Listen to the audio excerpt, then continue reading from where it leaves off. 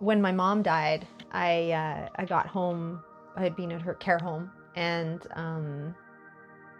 I got home that weekend. It was the weirdest weekend because Johnny and I were just launched our Peach and Quiet first album. So we had a BBC interview on the Sunday. I got home on the Saturday. It was his birthday, his 50th birthday. I've never been interviewed for the BBC for our music, right? And you have the low of my mom passing away, and you have this birthday, his 50th birthday, which is a massive thing. So it had all, this is such a extremes. So I went out for a walk in the woods, and I think those times are really valuable because you're open to things that you're not usually open to. And I went to my favorite cedar tree, the one that I call the mother tree. It's not really a mother tree, it's not that big, but it's the biggest tree in the forest around here. And I sat under the tree and I was just heartbroken, you know. But I opened my notebook, as I tend to do in those situations, and I wrote out a bunch of stuff, upset stuff, and then just sat there. And I wasn't deliberately trying to listen, but I guess I was listening because I'd emptied it all out. And I heard a lot of statements, truth statements coming from the tree that I was sitting under. Or I thought it was the tree that I was sitting under. I was like, and these weren't, you know how you have the same thoughts and you know they're your thoughts. These weren't my thoughts. Or if they were, there was a part of me I had never heard from. So I'm a writer, so I wrote as fast as I could to keep things down, writing things down. I mean, it was speaking rather slowly, but you know, it's slower to write. And I wrote a lot of statements. And I came in the house and I started thinking, well, maybe some of this could be made into a song. And I started plinking away on the piano. And immediately the chorus became clear, like what had to happen musically to get the sense of gravity that came across as I heard these words. Not gravity in the sense of being downers, like heavy, but gravity in the sense of the weightedness of it, the truth of them, the groundedness of them. I wrote the chorus and using those words. And then the verses I wrote around this song, around the chorus, were based on the experiences I had at my mother's bedside. Because I experienced a lot of magical things at my mom's bedside too, like just that week prior.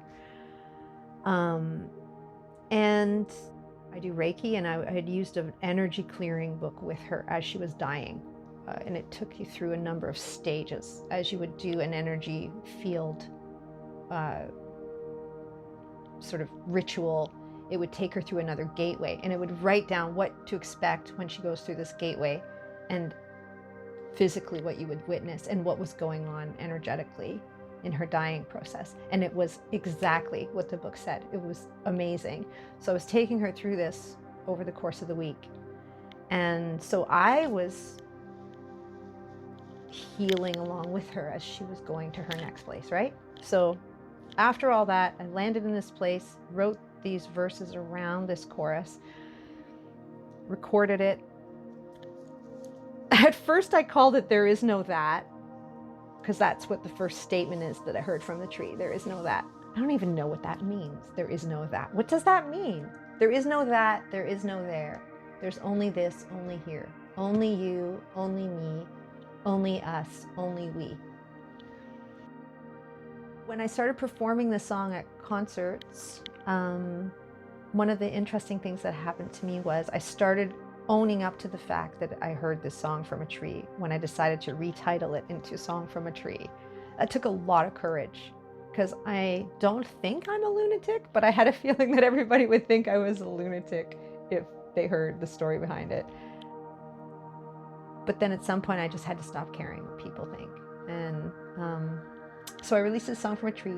And then when I was playing it once at a concert, a woman came up to me in the concert who I now know quite well, but I didn't know her that well at the time. I knew she was a psychologist.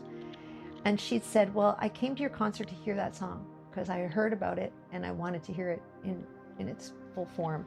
And I said, oh, okay, what did you think? She said, well, I liked it, but that's not really the point.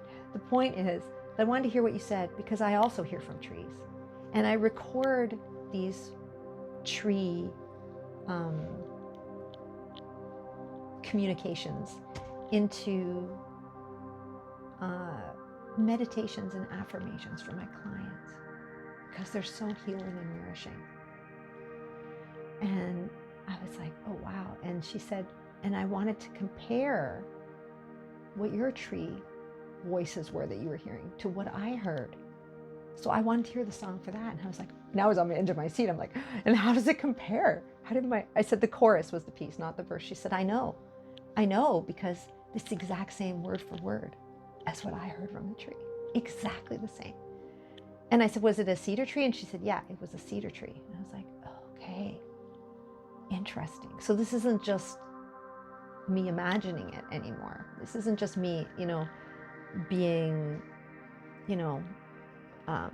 using my creativity to imagine that this might be what's happening. This actually might be a little bit of evidence, if you could call it that somebody else is hearing the same things. That blew my mind.